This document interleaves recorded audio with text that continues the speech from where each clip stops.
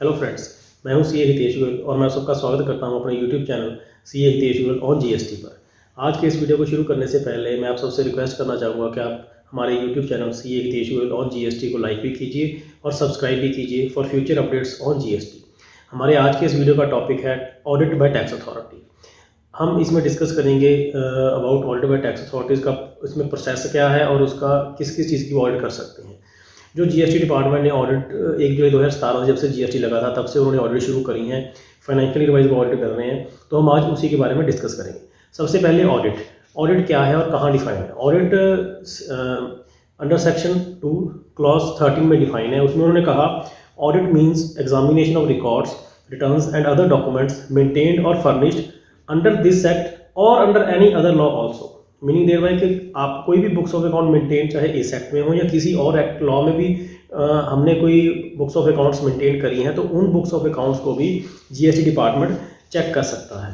तो हम इसका फर्दर प्रोसेस देखते हैं कि इसका प्रोसेस क्या होता है जीएसटी ऑडिट का।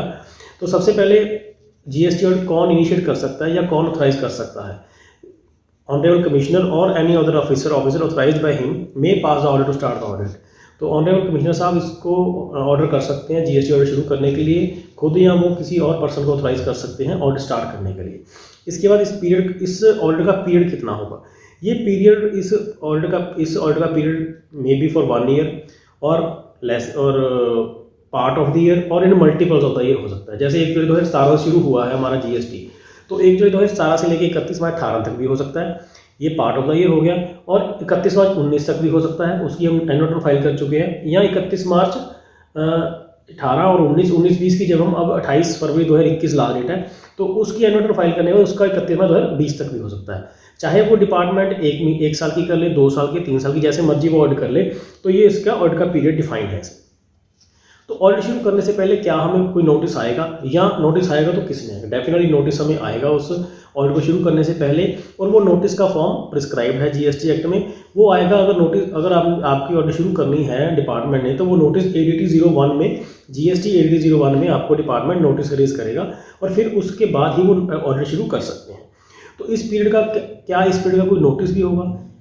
डेफिनेटली इस पीरियड का मिनिमम टाइम आपको दिया जाएगा 15 डेज का। इस नोटिस के इशू होने के 15 डेज के बाद ही वो डिपार्टमेंट ऑडिट शुरू कर सकता है। तो ऑडिट कहाँ की जाएगी, क्या डिपार्टमेंट रजिस्टर्ड पर्सन के यहाँ ऑडिट करेगा या अपने डिपार्टमेंट में बैठ के ऑडिट करेगा। Both option are open for the department. वो रजिस्टर्ड पर्सन के यहाँ विजिट करके भी ऑडिट कर सकते हैं या रिकॉर्ड्स अपने वहाँ मंगवा के भी ऑडिट कर सकते हैं। ऑडिट किस चीज़ की गई, जैसे मैंने पहले डिस्कस किया कि ऑडिट में उन्होंने कहा कि एक records maintain under this act और अंडर एनी अदर लॉ वो चेक कर सकते हैं। सेम यहीं पे ऑडिट वो books of account, returns, statements, supplies जिसकी आप सप्लाई करते हो, टर्नओवर की, एग्जम्पशंस की या HSN कोड की, या क्या आपने रेट ऑफ टैक्स क्या अप्लाई किया, कहीं कुछ और टैक्स लगना चाहिए था या कुछ और लगा दिया, वो सब कुछ चेक कर सकते हैं। इनपुट टैक्स, आउटपुट टैक्स, सब तरह की डिटेल्स अप्रूव नहीं कर सकते हैं वो अंडर दिस ऑडिट। तो इस ऑडिट उन्होंने शुरू कर दी, नोटिस आ गया, ऑडिट भी कर ली। तो इसका क्या कुछ पीरियड भी है जिसमें ये ऑडिट कंप्लीट करनी है। Definitely the period is prescribed under CGST act and that period is for 3 months. Within 3 months department will have to conclude that audit. और इस पीरियड को वो फर्दर एक्सटेंड कर सकते हैं honourable commissioner up to maximum period of 6 months. तो इसमें इन्होंने ये जो 3 मंथ्स हैं ये शुरू कब होंगे, जब नोटिस आएगा और उस नोटिस के बाद हमने सारे का सारा रिप्लाई कंप्लीट कर दिया, उस दिन के बाद ये 3 मंथ शुरू हो जाएंगे। ऐसा नहीं है कि नोटिस आ गया और उसके बाद 3 महीने, इमीडिएट नहीं। जब हम अपना रिप्लाई सबमिट कर देंगे उसके बाद वो 3 मंथ्स काउंट होने शुरू होंगे, विच वे फर्दर भी extended up to 6 month with the permission of honourable commissioner. जब ऑडिट होगी, ऑडिट का period within time period audit होगी, तो उसमें जो उनकी कोई डिस्क्रिपेंसीज फाइंड आउट करेगा डिपार्टमेंट, वो डिस्क्रिपेंसीज या उनकी क्वेरीज फाइंड आउट करेगा, then the proper officer may inform the registered person about those discrepancies, about those queries, और डिस्कस कर सकते हैं उनके साथ कि ये हमने क्वेरीज आपकी फाइंड आउट करी हैं, ये हमारी ऑब्जर्वेशन है। उसका जब डिस्कशन होगी, एवरीथिंग हैज बीन फाइनलाइज, तो जैसे ही इन्होंने नोटिस इशू किया था GST ADT 01 में ऑडिट शुरू करने के लिए, तो इस ऑडिट को कंक्लूड करने के लिए इसका ऑर्डर भी वो एक स्पेसिफिक फॉर्मेट में देंगे। वो स्पेसिफिक फॉर्मेट होगा GST ADT 02 में, GST ADT 01 for notice of start of audit and GST ADT 02 for conclusion for order of GST audit. तो ये तो था पूरा प्रोसेस। इसमें जब उन्होंने हमारी कोई डिस्क्रिपेंसीज कुछ ऑब्जर्वेशन फाइंड आउट कर ली, तो वो अगर डिपेंड करता है वो डिस्क्रिपेंसी किस टाइप की है, तो वो फर्दर उनको दो सेक्शन में बाइफर कर सकते हैं, अंडर सेक्शन 73 और अंडर सेक्शन 74।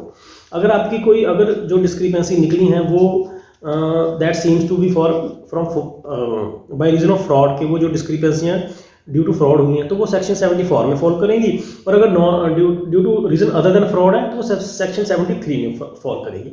तो ये दोनों अगर कोई भी डिस्क्रिपेंसी निकली है, अगर if you are satisfied with the discrepancy, then you will have to deposit tax the prescribed amount find out by the officer, otherwise हम उसके अगेंस्ट अपील में भी जा सकते हैं। तो ये तो था जो ऑडिट का प्रोसेस, और ऑडिट का प्रोसेस स्टार्ट होके मैक्सिमम अपील तक या हमारा टैक्स डिपॉजिट होने तक कंप्लीट हो सकता है। तो it was all about audit bye tax authorities, जो हमने अभी डिस्कस किया under section 65 read with rule 101। Thank you very much for watching my YouTube channel, and further I request all the members and all the viewers कि आप हमारे YouTube channel CA Hitesh Goyal on GST को like भी कीजिए और subscribe भी कीजिए for future updates. Thank you very much.